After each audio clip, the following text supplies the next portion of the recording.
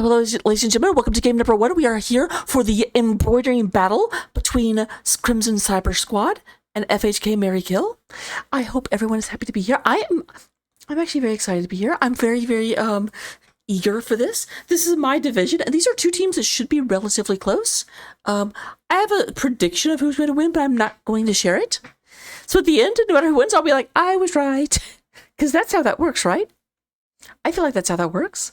So we do go in and have Towers of Doom coming in. First ban is going to the side of FHK Mary Kill. Cyber Squad did take map pick, and they have chosen to take us to Towers of Boom.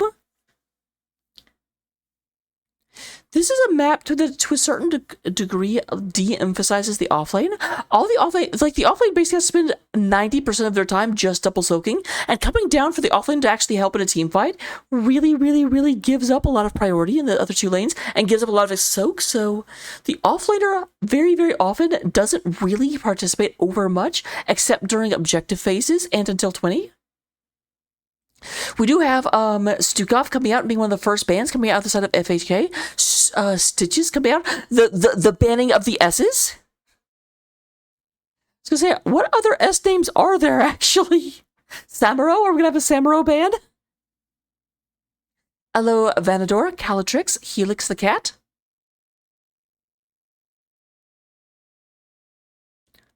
Helix, the safety. I don't know. That is not an S name at all. There's not even an S anywhere in that. Unless you want to use Super Cool Dragon. Stukov, Stitches, and the Super Cool Dragon being banned out. That's totally legit. I don't know what you're talking about. Totally legit. Da da da da da da da da da. And then we do have the I do not mind. I was just going to say, actually, you know what? Let me let you hear the game sounds. That's probably important. There we go. But with that being said, we do go ahead and have Doc is probably the most impactful offlaner. First of all, with the race car build, can get to the point where they are the fastest double soaker, which gives them extra time, and then of course they can burrow straight to the bottom. We also don't have the changeover in the talents just yet, so we do not have the reduction in how often they can dig. Though to be fair, the prevalence of globes from double soaking does kind of undo that nerf. We do go in and have Tychus and Brightwing coming. They're coming out. They want the world to know. Hey Josel, it's a dragon. Very early Tychus, but I'm not surprised with the garage on the other team. Tychus makes a lot of sense. The real question is, because I've seen some high-level garages that are like, I'm not afraid of Tychus. Tychus is nothing to me, but Ravenex is not a bad player. Ravenex definitely is not someone that you can just necessarily outplay. If it's a winning matchup, it's very hard to have a skill diff and get into Ravenex, because Ravenex is a good player. We do go and have Leoric coming out from the Postman Pratt. I do like Leo, very fast double soaker. And then we have the lad himself, Zabuza, coming out on the Anduin. No Tonley tonight, sad face. There's a Vala, there's a Vala, there's a Vala now. And by there's a Vala, I mean Vala getting banned out. So, a removal of the auto attacker. I do get that it's very easy for a skilled Vala to be very hard to move into, especially when they have such a dominant tank as Garage. Because you have to be able to get in onto the Vala. It's really hard to do with a Garage. Oh, nice. And Malthael being banned out. Kind of surprising. I mean, Malthael is good on this map, but I always actually want my opponents to go for Malthael, only because while he's really good at double soaking, he has no escape. And so my team can rotate up and just catch him. If I call when he leaves top lane and they just immediately turn and run up to mid, they can just catch him as he comes to the lane and boom. Boom. They got him in their room. We do have the Blase coming out for Andrew, and we are going to have Honey Badger. Honey Badger, don't give a... I will always make that reference. I can't help it. Help. We do have the... Well, you're not going to have a lot of Artanis Hoku. The patch isn't live yet. X-Unit coming out in the fall stadia. Then we are going to have Nazebo on Botosai. Nazebo is an interesting pick coming out of FHK. Very powerful hero in the late game, but...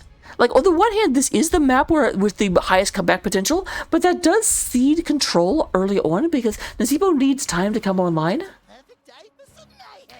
And Tychus is not the greatest aggressive hero. Like, Tychus is good, but Tychus isn't necessarily a, I'm going to run into your team and kill you all.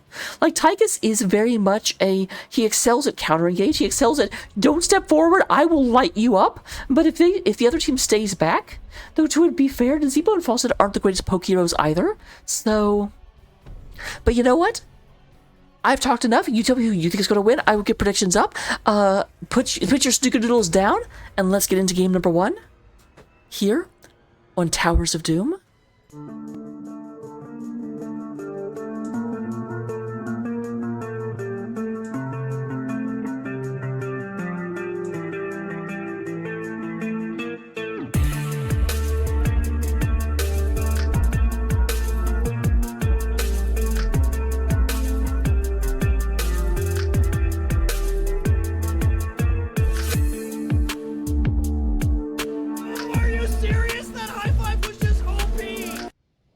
Alright, really quick, because Hoku redeemed it. I'm not actually wearing it right now, and I don't have time to put it on, but these are, I need to switch them out. I think I showed these off last time too, but these are the, like, Intimidator Plus boots with all of the, like, metal and spiky stuff on the bottom. I very much like them.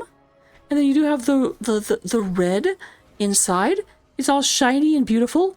I really like these boots. 10 seconds. But let's get into the game. 5, 4, 3. So, representing Crimson Cyber Squad, CCS, we're going to go and have Andrew playing the Blaze. We're going to have Honey Badger onto the Johanna, Raven X coming out here onto the Tychus, Code Monkey on that there Brightwing, and we have Asterix coming out and playing, or Voreel, playing the Junkrat, the Juke-Rat, if you will.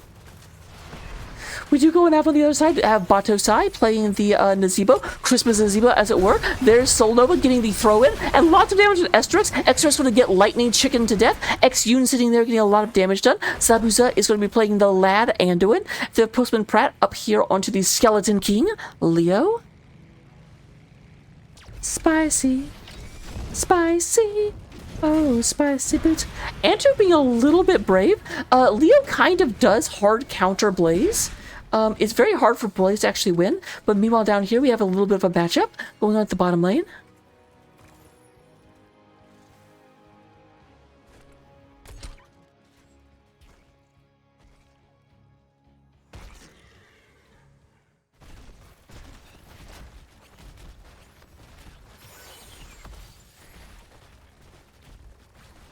Lots of damages.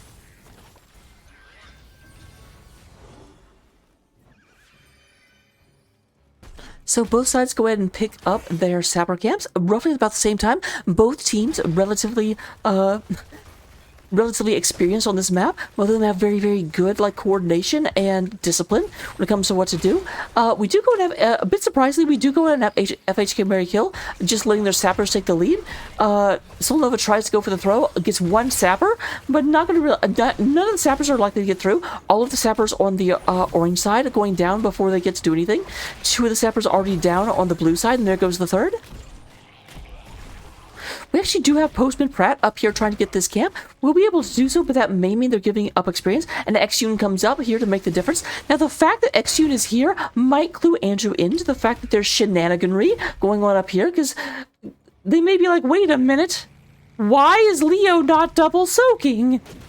And yep, there they come in. But as mentioned, unless someone comes up to help out, like so, and no, that's actually X-Yun coming up to help, because that's the thing, you're not going to, oh wait, Brightwing may make things differently. There's the polymorph. Postman Pratt not going to be able to stay out here, and that is a steal. With the rest of the blue team coming up, that is going to go and be Cyber Squad getting the first kill of the game as Leo goes down. No, not the first kill. Garrosh did get that throw early on, but the first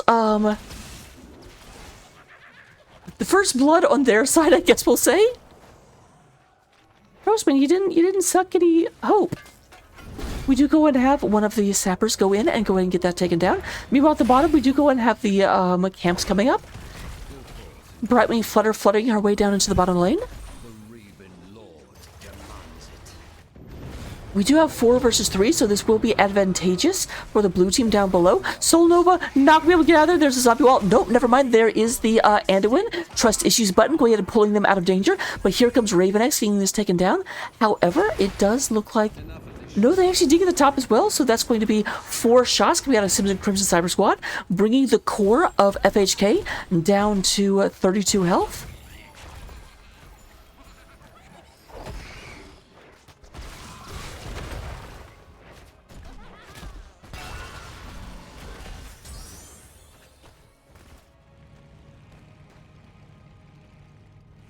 There's a pet, a Prostman pet. So both sides do have their camps coming up. It does look like some Crimson Cyber Squad are moving up to get their camp a little bit before their opponents. Are their opponents going to take this time to go ahead and get there? Honey Badger comes down here in order to be mean to Exune. Exune turns around and be like, I've got lightning bolts!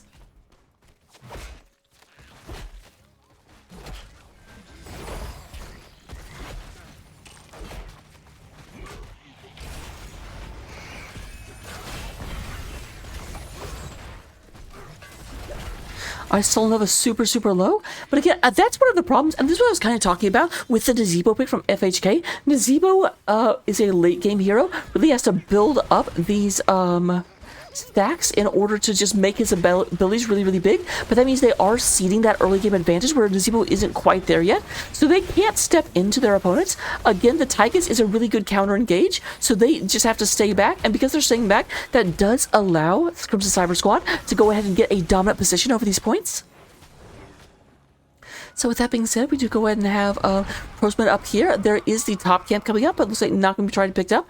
But this time, do we have a Uno reversal as Voreal coming up here into the middle? The altars have risen. Activate them now. Code monkey, get up, get coffee. Code monkey, go to job. Alright, there's a throw, but Soul Nova already down. I'm a bit surprised they're going in here because neither Exune or Postman were helping. And then we do go in. Oh, nice stun, but Pat's still going to get thrown out. But here's Postman Pratt coming in, but a little bit after the battle goes on. So Leo trying to take on the world, and Leo having to get the heck out of Dodgeo. There's Andrew trying to move forward, nothing doing. Going to go ahead and be A-okay.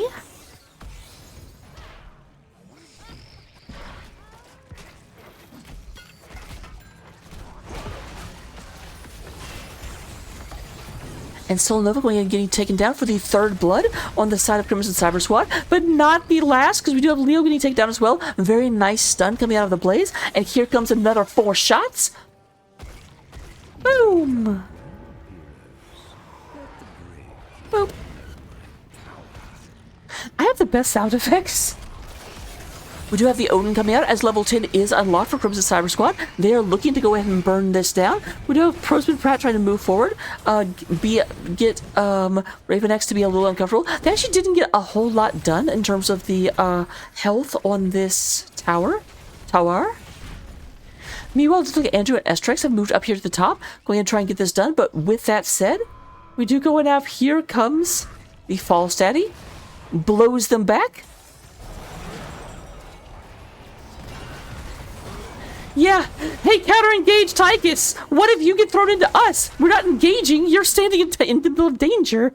And Tychus is not known for his very quick ability to get out of a bad spot, so that is a nice pickup for the side of FHK.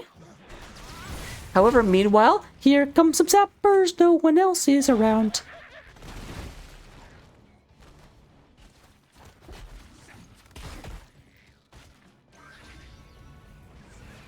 The Sapper camp picked up by our orange team will come down here and almost immediately rush into destruction. I really hate that. Why'd that 3rd one blow up here? That was very dead by that point.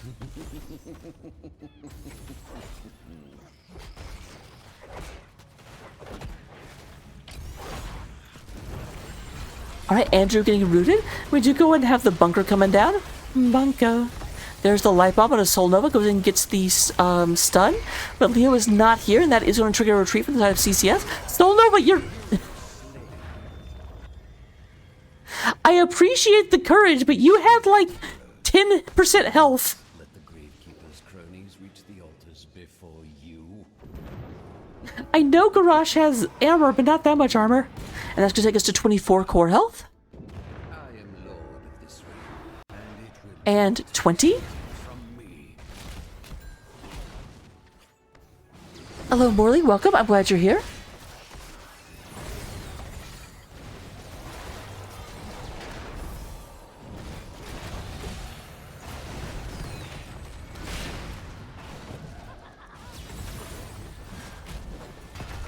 All right, there's the stun on the Honey Badger. Honey Badger better start giving an F because Honey Badger, oh, nice teleport out. But there's the total person, Brett. Nice job. We must not have Entomb yet. Nope, still 30 seconds away. Would have been a great time for an Entomb, but I get it. Like, we just got after a projected team fight. I wouldn't expect Entomb to be up. 5 kills to 3. Relatively close game, about a 1 level lead on the side of CCS.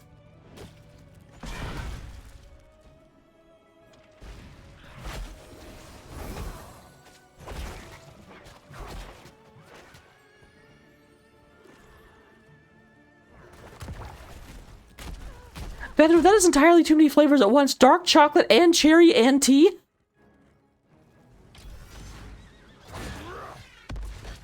Random fun fact about tea, actually, because you reminded me of it. Did you know that as you go around the world, you usually hear tea referred to either as some variant of tea or some variant of chai? And the real difference is that anywhere that tea was introduced via ship by the British, it's called tea because the British are the ones that brought it there. But anytime it was introduced via land by the Silk Road, it is pronounced as chai. We do go and have, I do believe I saw the Captain America shield coming out. Went ahead and stopped Soul Nova. Soul Nova having to back out. Lots of damage coming out of Raven X. Really eating through these shields of, or this armor of Soul Nova. Does not care about the armor, actually. And we do have Honey Badger. Honey Badger get caught. There's the Entomb coming in. No one actually gets caught, but Soul Nova does not have any chill. Andrew comes in. There's the Brightwing going into danger. Andrew trying to get away, but there's a lot of decimation coming through. Nice, slow, actually stops, and there's the double stun coming out of Andrew. The lightning chicken is the lightning chicken dinner. Not a winner, however, and we do go have a flashlight taking out the Leoric. I don't know how a skeleton with no eyes gets killed by a flashlight, but you know what? That's what we just saw happen.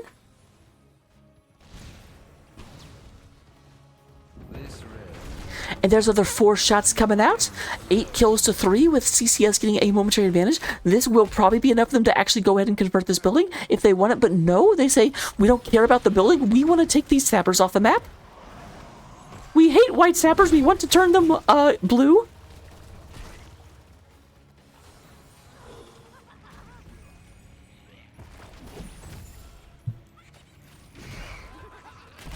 It's something I learned whenever I watched Slumdog Millionaire, because, oh nice, there we have that, the nice gust into the, boop. Pile on that damage. Raven X has nowhere to go, all dressed up with nowhere to go, da da da da da da. Nice timeout from the, Code Monkey went ahead because I the garage was going for a throw there, but did not actually manage to pick it up. And we do go to have the blue team converting top while all this is going on. This will be an advantage for CCS, but that should mean that we have the bottom sappers. Oh, actually, that means they have 5 of the 6 towers. Yes, Slipknot Millionaire, the T person at a call center is called a Chaiwala.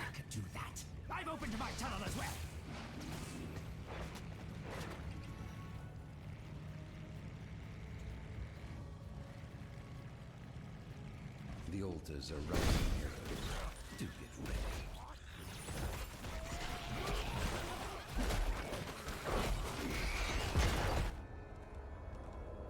Alright, does look like... Now here's the thing. With everything they have, if they get these channeled immediately, that's going to be 15 shots. It could have been 18 and winning the game, but with that converted, they can't win the game just yet. But here comes a whole bunch of shots going in. Bam, bam! If this gets channeled, it will knock them down to 1 health on the core.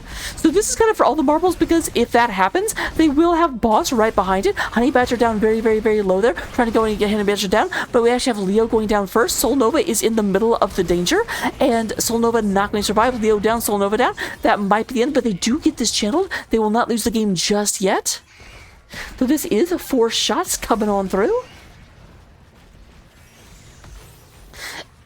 in just a little bit, unless there's like a miracle. But that's the thing. It's gonna be hard. Like they could have false head to fly in, but getting a gust and getting all of this done with a false head would be very, very, very gutsy, or at the very least gusty. Nice polymorph right at the time. Be like, no, you do not even get to use the gust. We deny you, and there we go down to 2 core health on the side of our orange team. Orange.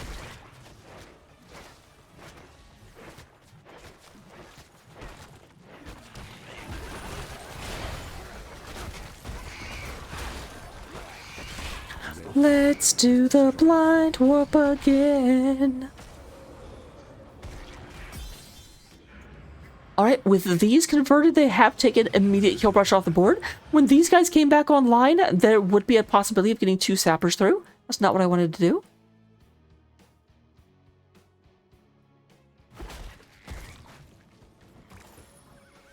But now the kill pressure is going to come from the next objective. Now keep in mind the next objective is double top, so they will have to fight over 2 locations at once. And that is in T minus 30 seconds.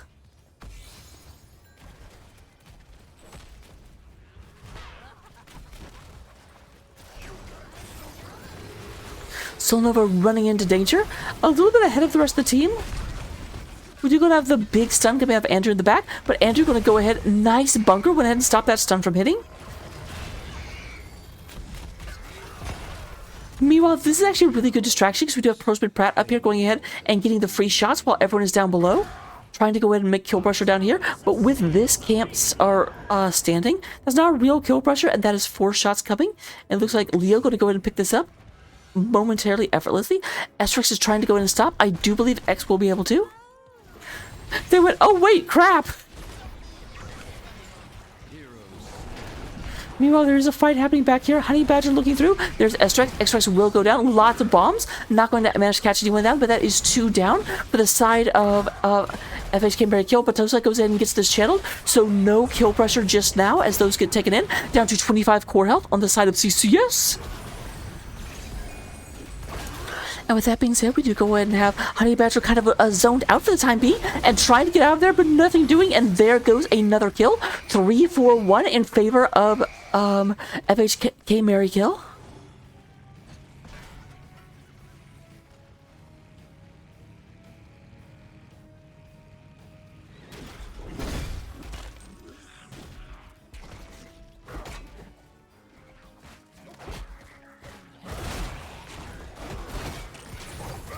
Alright, they do have a little bit of time. Looks like Blaze is in here trying to push what they can, but needs to be very, very careful. Yeah, get on out of there, Andrew. Level 20 is online for the side of CCS, but FMK, I can say that. I can't say FHK phonetically. It'll get me in trouble. Getting 20 as well. So we are going to go ahead and have extra oomph. Fairy Protector. Blinded by the light. Can do this all day. Burn notice in the night. Buried alive. Deadly calm in a fire. When tunnel vile. Infection. This is a single altar coming up. Level 20 all around. Will the famed comeback potential of Towers of Doom be enough to let FHK back into this game?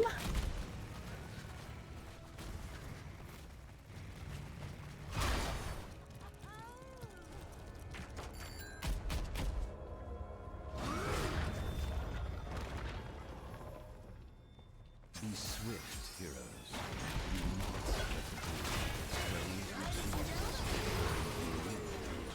Alright, there's the Wintel. Wintel's doing a good job zoning out Raven X and Estrix. Code Monkey gets thrown into danger, but the rest of the team was not nearby. They just want to make sure this gets turned in, but no. Andrew comes in with the deny at the last possible second, going ahead and getting in there. Lots of low health bars on the side of the orange team, but we do have Junkrat going down, Postman and Solnova very, very low. Ravex getting tossed in danger. We do go and have a kill onto Leoric, trying to go in there. There's Solnova. Solnova just decimating for everything that he has, trying to go ahead and stay into that. Lots of damage going through there. There is Xune going ahead and landing. Solnova goes ahead and lands into all of the damage, but it is 4 versus 3 at the time being. Xune trying to go ahead, stay at a distance, does not want to get picked off. Hey, Code Monkey! I'm a bigger bird! And there's the turn in. 5 more shots going down to 21 core health on the side of CCS. And with that giggle, we do go to have the boss coming back onto the map. Now keep in mind, boss is kill pressure. Boss is an immediate opportunity to have the game end in favor of CCS. So that is going to be immediately where FHK is going to move to.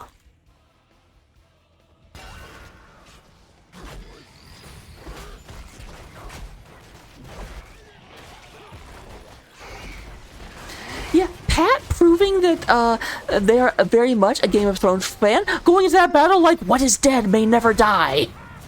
Because they stayed alive for a really long time. Down to 17 as the boss giggle does all of the damage.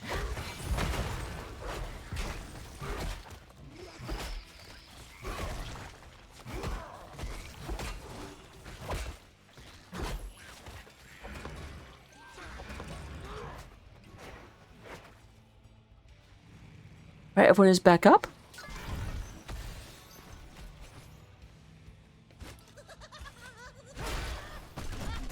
Pat in here trying to go ahead and scare the opponent off, but that's the thing. Might be able to, because with the rest of the team nearby, that silencing Entomb is so scary.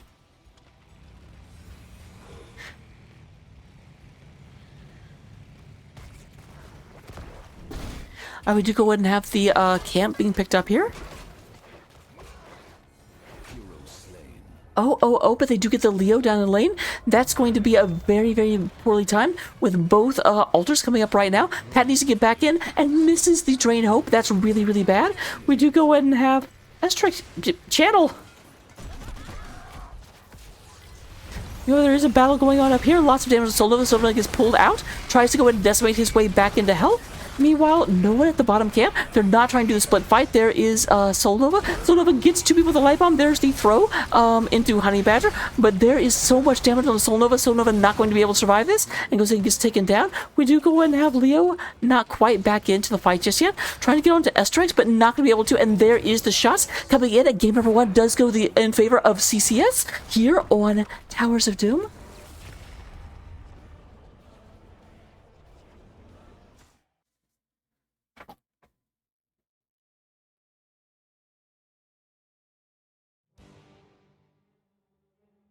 do go have coming into the end of the first game, looking at our stratagems, we have Ravenex leading the way in damage. Not super surprising. Like, you have a character with a lot of HP and difficult to damage, but you have percent damage, so yeah, Tychus being in the lead, not super surprising. We have Patosai coming with 63,000. Johanna actually number 3 in damage. That's really impressive for Honey Badger. In terms of healing, we do have Code Monkey healing out of their mind, almost 100k healing over the course of a 20-minute game. And we have 83,000 coming out of Zabuza. And we do go ahead and get Andrew leading the way in Soak, out-soaking Leoric, which is actually very impressive. Leoric oftentimes should out-soak Blaze, but Pat choosing to come down to fights a whole lot. 29,000 against 22,000. Talents, that seems generous. Here they are. Copy them down, take them to Storm League, get all of the amazing victories, and I will see you in game number 2. And if it pleases thee, game number 3.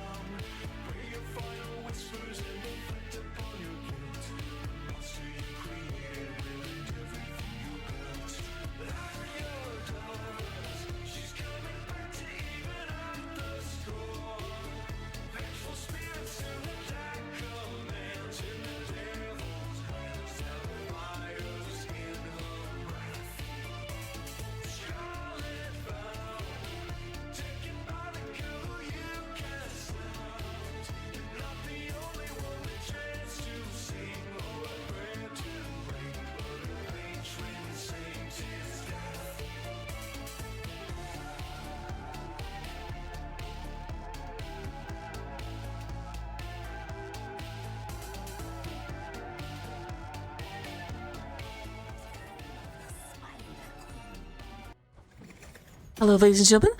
Welcome to game number 2. I'm very glad you're here. We do have Crimson Cyber Squad. It did win the first match very, very impressively. FHK Mary Kill going ahead and really started to turn it around towards the end of that. I do have to say, like, that's kind of what the game played about how I thought it would. Crimson Cyber Squad got a very, very early lead thanks to the Nazebo on the other team. Nazebo really having to power up, and so a lot of ground given early on. But once it turned around, it looked like it could come back. Like, it was just, it came down to one.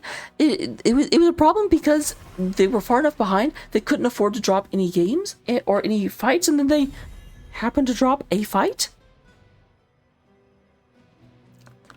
But here comes the Stitches being banned out one more time.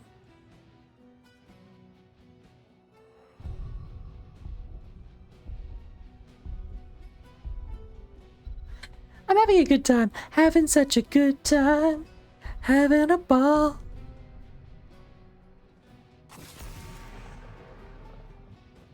Alright, we do have the S's banned out first and foremost. I do like this. Whenever I see this, what that really means to me is that both teams have decided that they don't actually have to, like, they don't consider the ban strategy to be the problem. They consider that, no, that was an us playing issue. That was, like, it came down to an even matchup. I don't need to change the bans. We just need to change our battle strategy. And that to me says that the team is fairly so confident. They're not down the dumps. They don't feel outmatched. They're just like, no, we've got this. We've got this. And that's what I like to see. Bum bum. There comes the Chromie. So same bans, except I don't think the Diablo was banned out last time.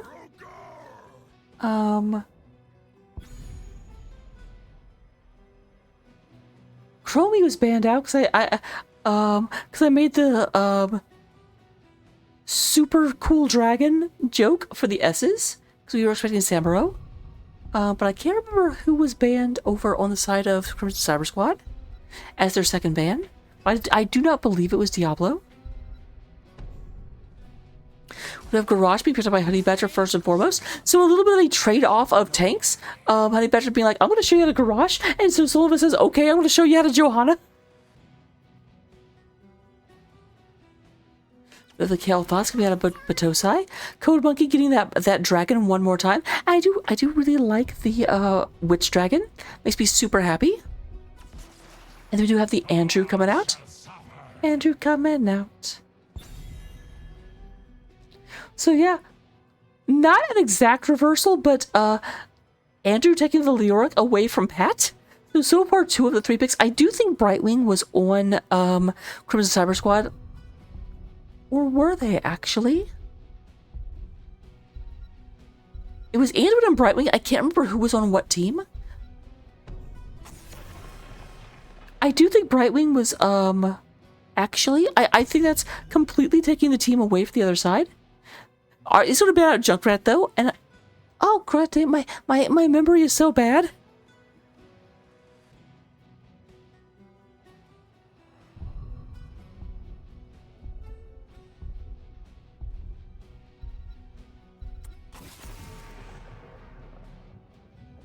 There's the Anduin.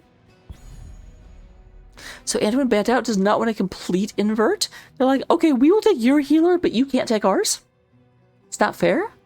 So Stukov and Anduin both banned out. Brightwing picked up. Rhaegar still available as his Decker. Those are probably the 2 like most meta healers. But I do really like Malf as well. I think Malf is, especially into a Garrosh, Malf can really shut a Garrosh down. We do have Pat going for the Malthael. Malthael was the 3rd ban last time around. And we do get the, that's right, Vala was the pick. Or Vala was the ban. So Exune taking the Vala. Denied it in game number 1. But here comes the X.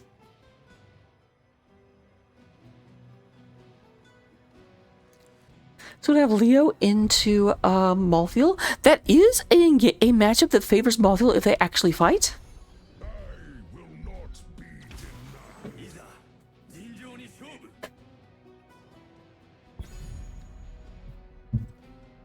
I'm getting ready for a match. I'm already up at the edge of my seat. Let's go. Oh, that's interesting. Ravenex going for Genji. So Ravenex want to try and get on top of that Vala. It's going to be a battle of the... I'm not going to say a battle of the, like, bases. Like, I kind of feel like on both teams, both Xune and Ravenex have a history of playing a significantly above Div D.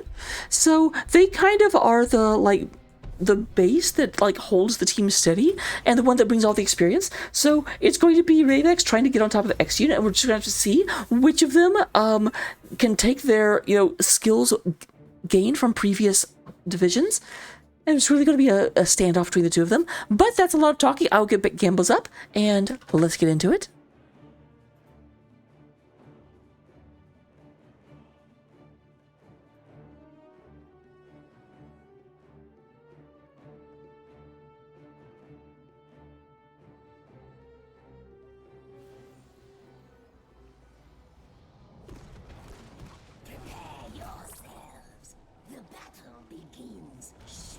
All right, coming into game number 2, representing our blue side, CCS, we have Honey Badger is hiding, but playing the garage. Andrew is on the Leoric. We do go to Esterex on Ghoul Daniel. Ravenex playing the Genji. And then Code Monkey, oh my gosh, playing the Brightwing with the little pigtails. That's so adorable. Thank you, Killer Fairy. I appreciate you. I wondered if you were around, because I hadn't seen you. There's Prostman Pat coming into the Malthiel. We are going to go and have the Xune coming out onto the Valalalala. Batosai coming out onto the Kalthas. We do go in and get Sol Nova coming out here onto the Johanna. And then Zabuza on Rhaegar. Well, obviously someone took double flashlight. Andrew doesn't even care. It's like, yeah, you saw me with a flashlight. Good job. There's lots of damages coming through. There's the Estrix. Andrew coming on out. Coming on out. Coming on out.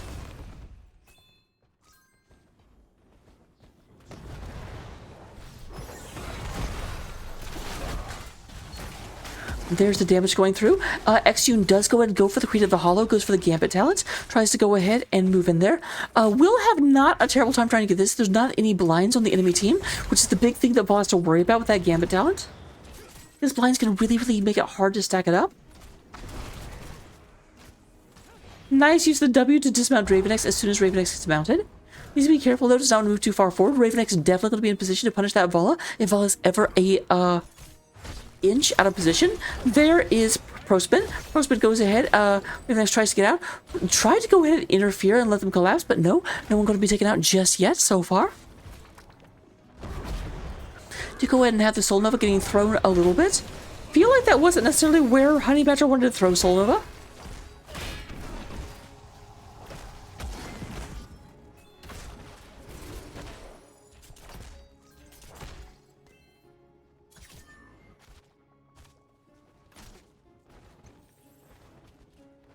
XU, it's an XU. There's Prostman coming out, going to get these taken care of. And we do go ahead and have the camp moving on through. Very low. Yeah, you can't do this, my friend. Now, Xune is here as well. Nice job by Andrew going ahead and predicting this would be happening. And they do get the camp. They're going to go and get out. A little bit of a delay onto Ravenex. Ravenex should be just fine. There's Prostman moving through. We are at level 4. We do go ahead and have Die Alone. So much better 1v1 fighter in Malthiel. Not going to be as relevant in team fights because if you get that... If you manage to hit more than one hero at the same time with your Q, then it doesn't matter as much. I think it's the Q, right? Yep, the soul ripped. I was right. Now we do go and have neither team quite ready for turn-in. Relatively even on both sides. We are at 34 to 38 in terms of the spider butts that have been picked up. And here we go, Honey Badger looking for something. Not gonna be able to pick it up there. There is the Honey Badger up in the air. Looking real scary. Meanwhile, down here at the bottom of the map, we do go ahead and get a nice push in.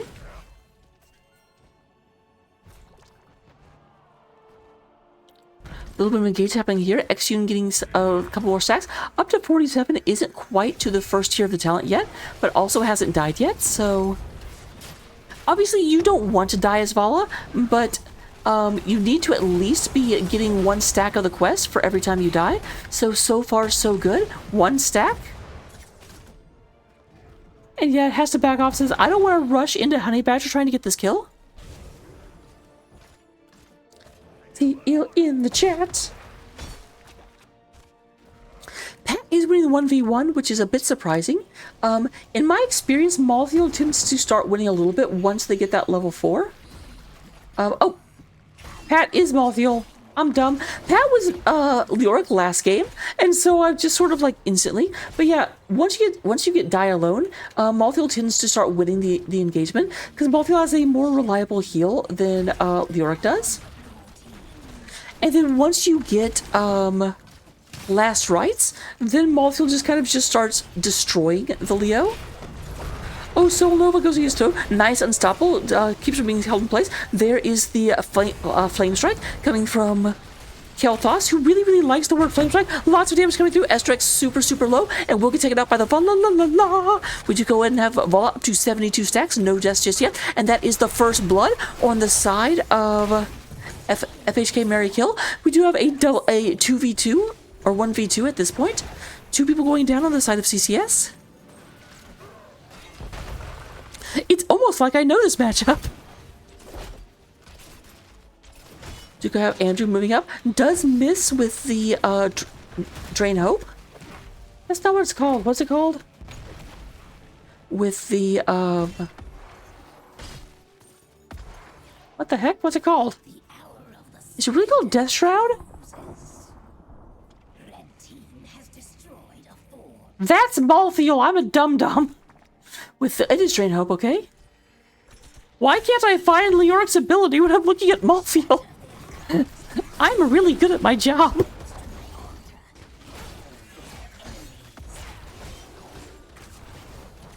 But with that being said, we do go to Exune. Exune going ahead. Knocks this down. Very nice. Denying vision to the other team.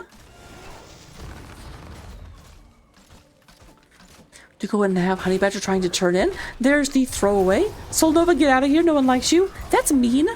I like Soul Nova.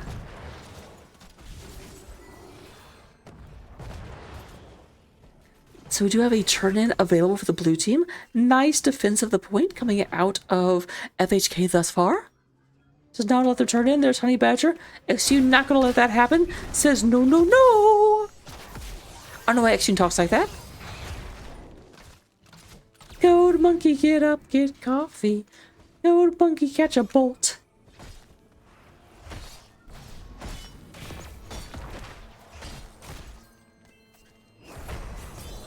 The sad thing is, Malby, I've gotten paid for this, not from NGS, but from DreamHack. So I should be I am technically a professional.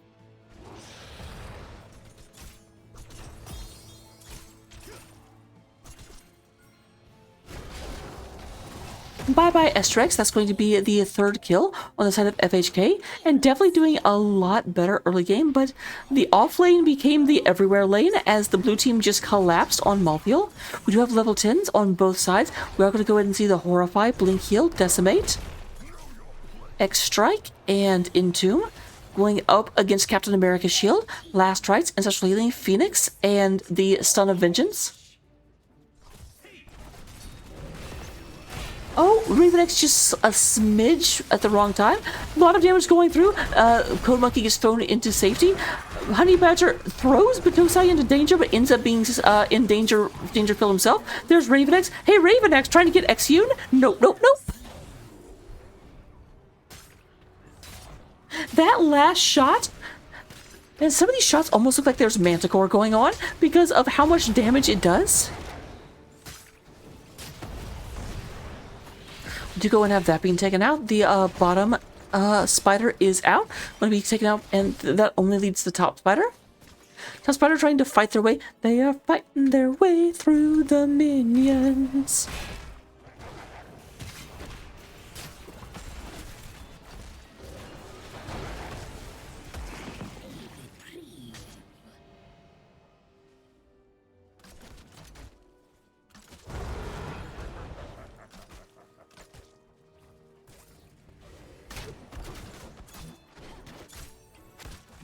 Raven X jumps out and gives a little bit of a fear to Exion.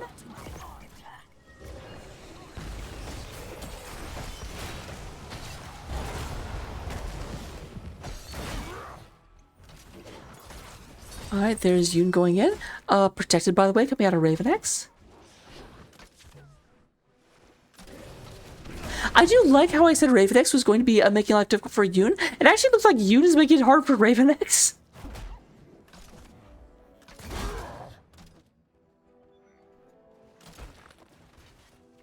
Do go and have the camping picked up by our blue team right quick.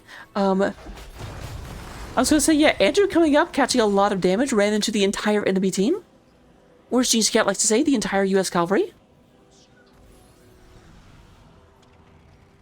Decides not to turn in, even though they had it. I guess they want to get rid of this camp before they go ahead and commit to the turn in.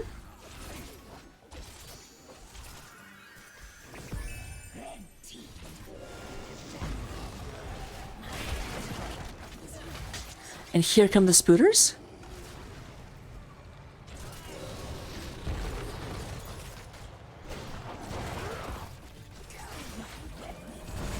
Lots of damage coming through. We have a Fear, and that's going to be a Death to Malviel. That is the 4th kill coming out of CCS, making us relatively even, 4 to 5. But here come the Spiders. They may not have an Angel of Death, but they have a bunch of Waves of Death coming out for the Spiders right about in a second.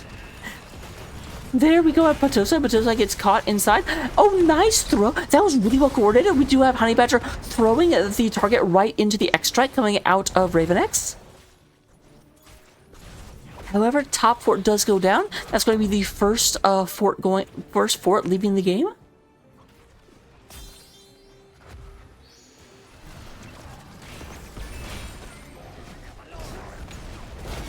Raven X coming in from behind might be a little bit like there's only 3 people here right now, but there's a stun coming onto the Johanna. 4 people are here at this point. But 5 people are here from the orange team. Gul'dan very, very far away and is visible on the map, so they know that the blue team's outnumbered.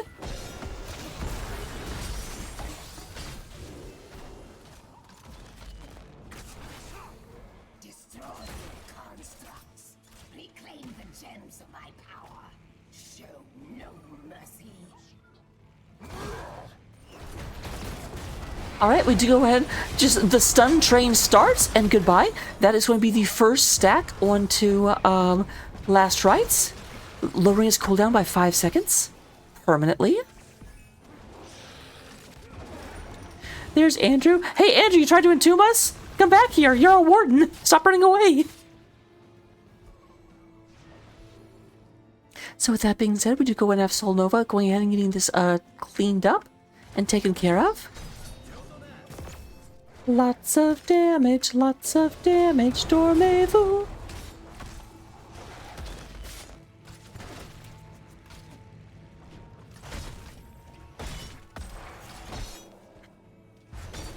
We do go and have 172 stacks of the Exune quest. No deaths so far. When we look at the deaths, we see a big ol' 0 next to Vala.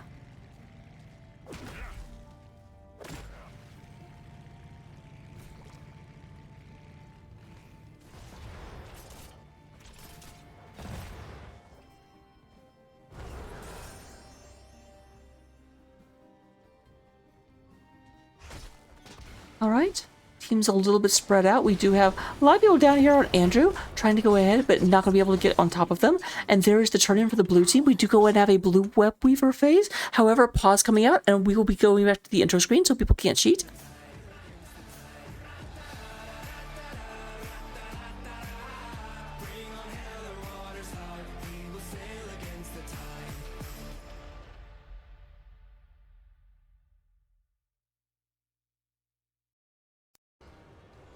So here we go. Coming back into this locale, we do have a blue has just gotten a turn in and are driving back the orange team temporarily. Here come the spiders trying to go ahead and beat down. The top lane is pushed slightly. Spider will slowly over time get that. Keep in mind, spiders also takes damage over time. This will kill the spider outright, so the battle is at the bottom of the map.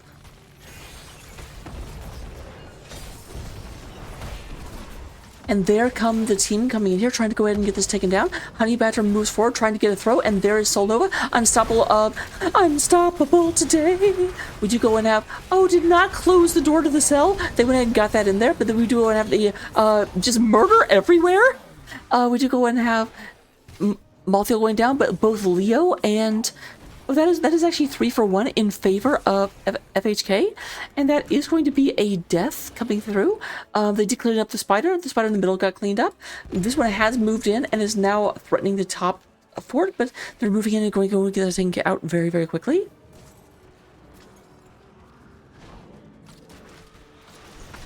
FHK did very, very good in that particular exchange.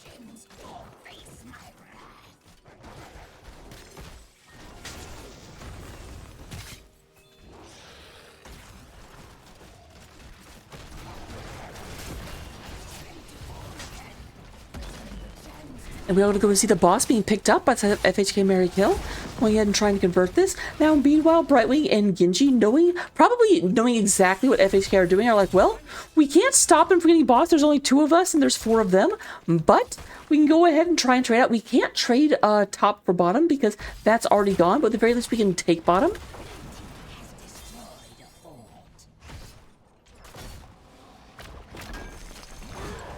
Exune going ahead and in danger, did throw Zabuza in there, be like, hey, quick, distract them. Actually did so. Gul'dan goes down, but Exune is actually keeping their stacks. Andrew can take a lot of damage from the Yoon. I almost said from the X. There's the X strike. Maybe they're trying to get on top of Exune, but Exune is an expert at the X strike. It's in his name.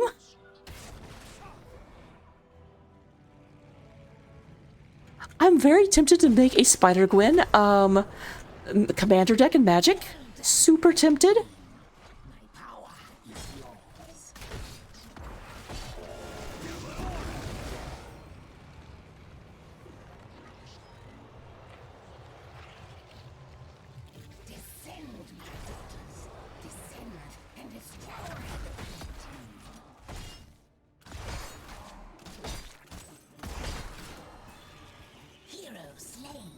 Alright, there's the JoJo being taken down.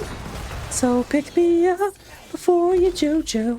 So that is going to be a big engage in the middle, and that's going to be a momentary, well, I say a momentary advantage. Leo goes down as well.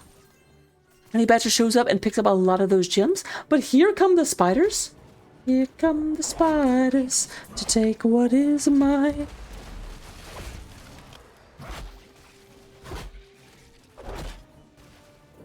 Also, Vanner, I gotta ask, I just noticed Ben in your list. Does Uncle Ben become Spider-Man in one of the series? What?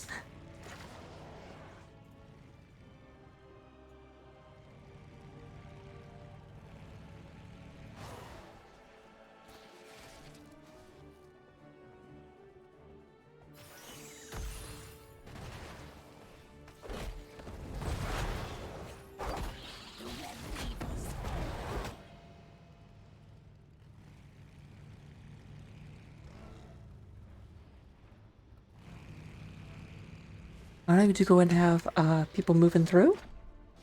Spiders are cleaned up. We do go and have FHK with an advantage in structures, but both teams are level 20. We are going to go ahead and see Haunt, Fairy Protector, Deadly Calm, Living Weapon, and Buried Alive going up against Blinded by the Light. Angel of Death. Oh, interesting. Last Rites only has 2 stacks, but now it counts for 4. Farseer's Blessing, Flamethrower, and Farfly Quiver. Lots of range coming out of our team here. And there we have Honey Badger gets taken out by the Last Rites. Last Rites goes up to 3 stacks. That is a 30-second delay in when you can use it again, but that is an advantage for CCS coming through. Raven X going through and being like, okay, this is my time to shine, let's go. Malthiel is still up and 15 seconds away from Last Rites. And there come the spiders.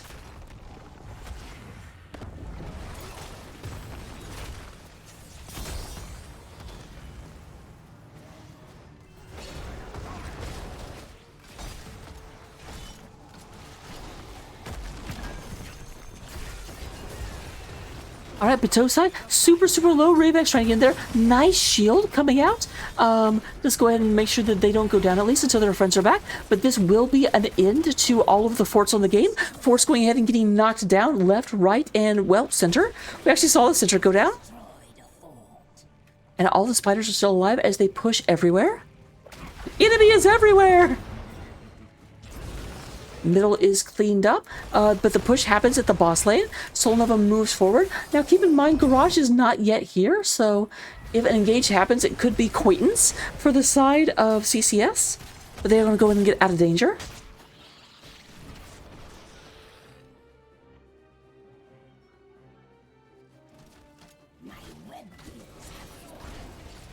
All right, neither side ready for turn-in. A little, actually, you know what? It's roughly even.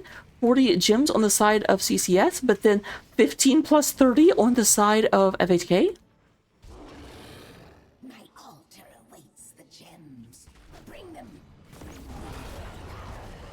I'm going to go ahead and try and get these turned in real quick. It does, do manage to do so. Oh, Pat gets thrown into danger, and that's going to be an end to Malthiel. Solnova goes ahead and gets gentrified. We do go ahead and have Ravex goes in, but there is the Ancestral Healing coming out, trying to keep people alive. That AoE Ancestral keeping everyone up, but unfortunately Malthiel is dead. And this is what I was talking about. Like since we took Angel of Death, we do not have Fear the Reaper, I think it is. The level 20 that lets them come back. No, no one can stop death, I think. I think Fear the Reaper's level 1. Don't fear the Reaper. Gotta have more cowbell. Don't fear the Reaper.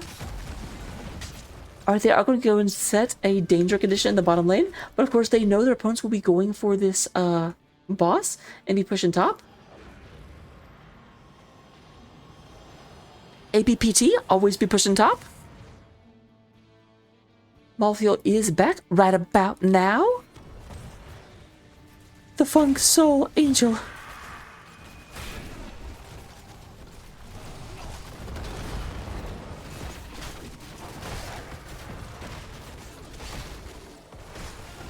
Here is all the damage sitting on your head. Looks like CCS is like, no, it is too late. The game death hammers are too long. Do not commit to a fight. We may not win. So they actually do not. They've done a lot of damage to top and bottom keep, but the keeps still stand.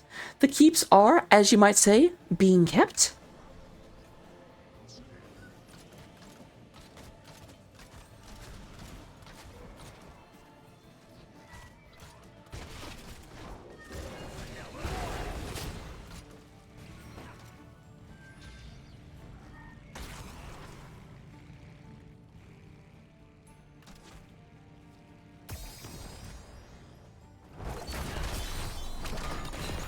Alright, we do have the Buried Alive coming down.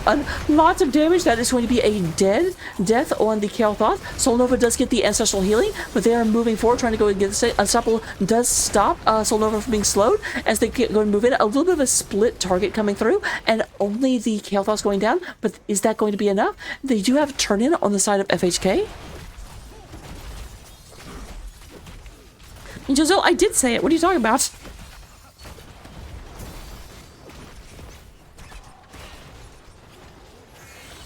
Did I stutter? Alright, tries to go for most of Pat, not gonna be able to do so. Lots of damage on the Honey Badger. Honey Badger has to move back.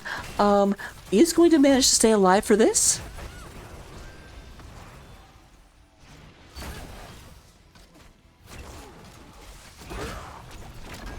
And there is the Silencing Tomb. They only get the Johanna, but that is enough. Here's the thing, at late game with those Silencing Tombs, even if you only get one kill with them, the Silence Tomb is down for 40 seconds. The Johanna they just killed is down for 60. So you can, as long as you get a kill with it, you can keep doing it and keep them on respawn roulette.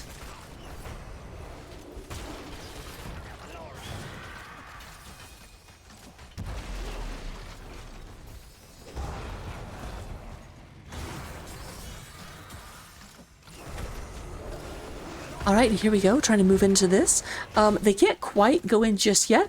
Man, XUnit is really making it difficult for them. Up to 290 stacks. You know, I almost never actually see Vala finish this quest, but I do think we're going to see it max out.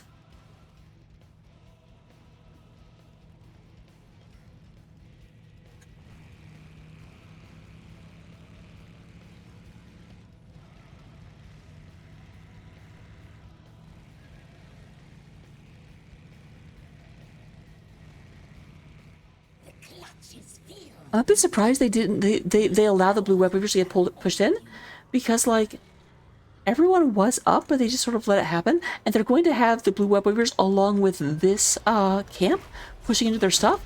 I imagine a keep will probably go down unless there's just a astounding team fight switch. Crossman, I'm scared. Okay, good. Does turn around. I'm like, you're alone, and they really cannot afford to have you go down. Oh, but Andrew does miss with the Silence and Tomb. Remember what I said about how it's fine as long as you as long as you get a kill every time? They did not get a kill. There's the double throw coming through, and we do going to have the Maltfield going down. Xune is going to go first death of the game. Xune, the game may have been tied to Xune, because with Xune going down, that may be the game going down as well. I don't know yet, but a lot of going down, that is a 3-0 in favor of CCS, and they are just moving in, trying to go and get this taken out. I'm the one, I'm the best. Bum, ba-dum, bum, bum, bum, bum, bum, bum, bum, bum, ba-dum. Moving through, there's the X-Strike, but there is the death on the core, and that is game number 2 and the series, going in favor of Crimson Cyber Squad. A domination, although don't look too close at that, because this was not a one-sided game. Let me see if I can get an interview.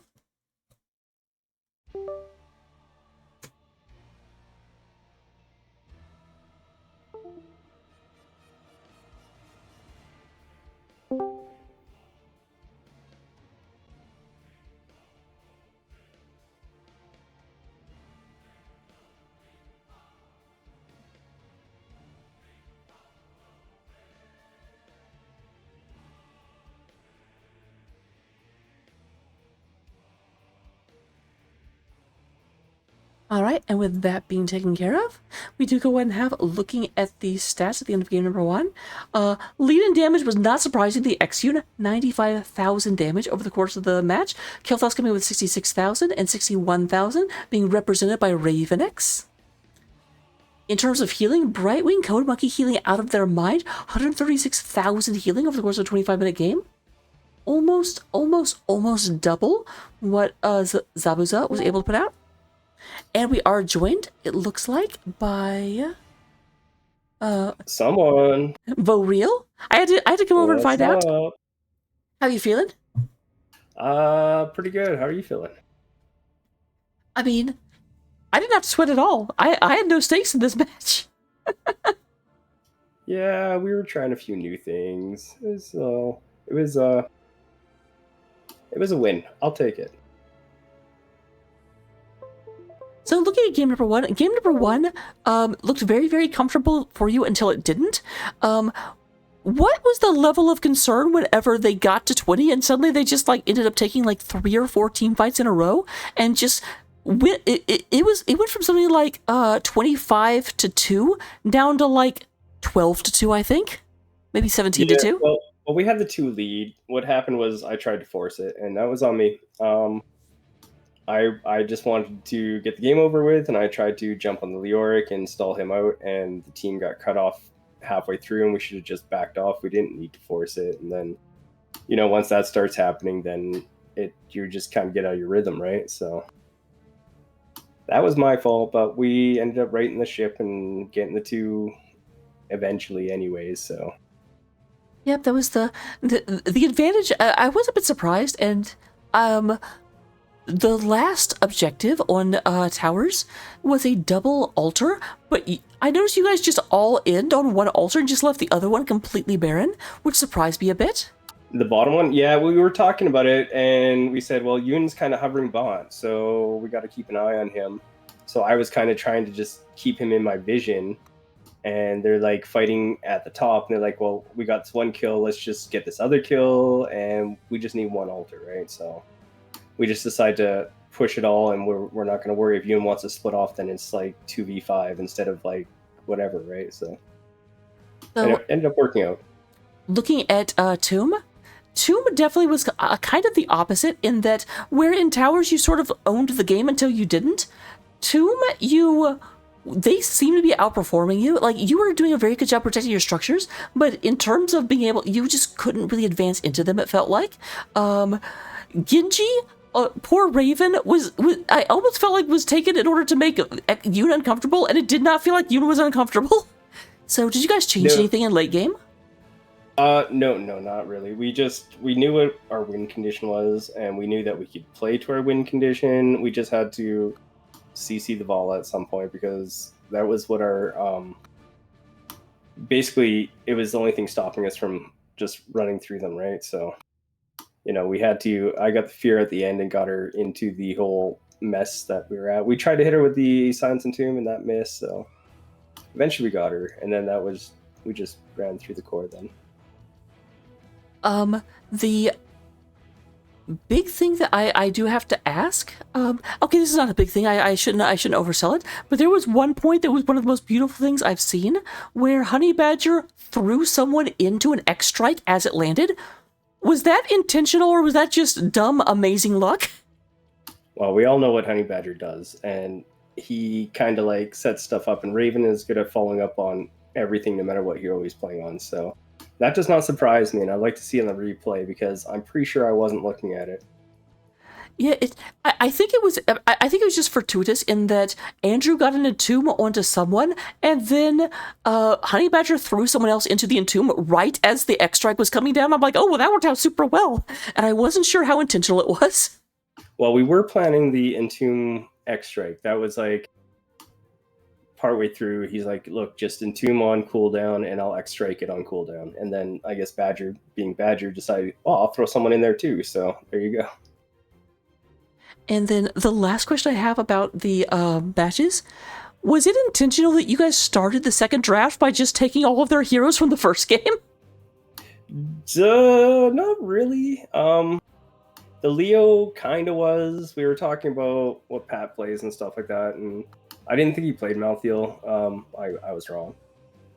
And I was like, oh, don't worry, he doesn't play Malthael. So he's like, well, I'm just going to take his Leo arc. And then the Brightwing, we always like having the Brightwing with the Garrosh. It's just a really nice combo, right? Because the speed from the Pixie boost and all that, right? So wait, let me make sure I understood. Before we started this, you were not complaining, but kind of saying, oh, I did all this scouting on Pat, then Pat's not playing. And then Pat ended up playing, and then your scouting was wrong anyway.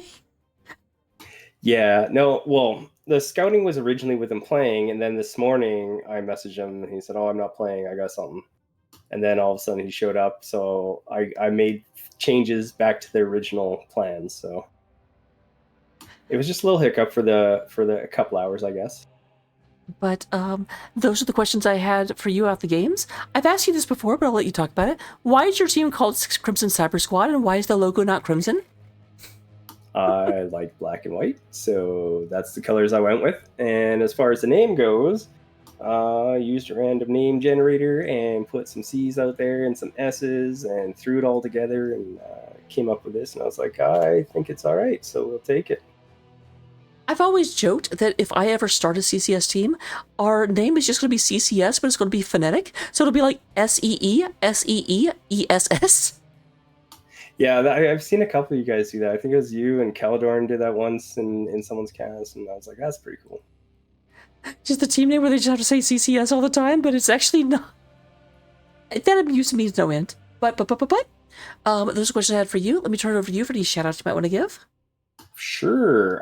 Let's shout out you because you're picking up our game again, and we really appreciate it. And I'm definitely looking forward to watching this one back later tonight.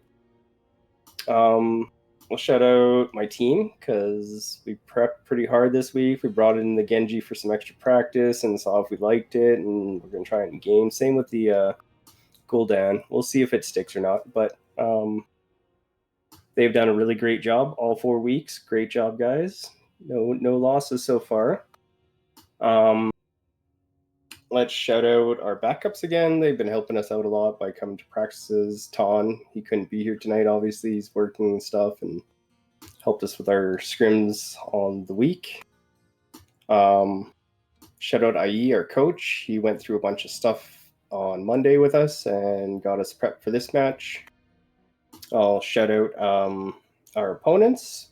Been looking forward to this one for quite some time. Glad that we got through this one. Looking forward to the rematch. It's going to be a lot of fun. I'll shout out CCS. Great org. Love playing with these guys. Appreciate the fact they gave me a team. That's pretty cool. Shout out Valk's mom. And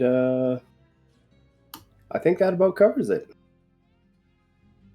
Random question, just do you know why we shout out Falk's mom? Do you know the story behind that? Nope. So, if you don't know, Volkamer and Wit's End are brothers, and I do know that. at one point, I forget what happened, but I think either Wit's End shouted out Valk's mom as just kind of an in-joke because it was also his mom, or something was being talked about, and they kept referring to Valk's mom, and Wit's is like, hey! And so just as an ongoing joke, it's always Valk's mom specifically, and never Wit's mom. All right, now I know. I'm sure Val can correct me on the story, because this is like secondhand knowledge, but I still love the story.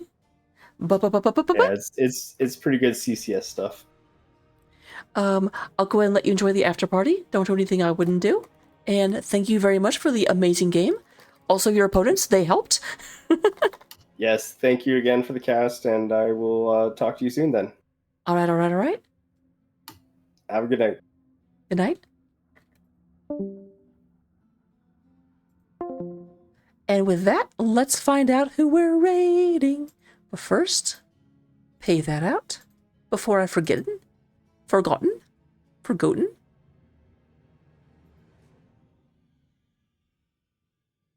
So it looks like Snarfungus is streaming, so we're heckin' raiding Snarfungus. That's what we're doing. Buckle in, everybody.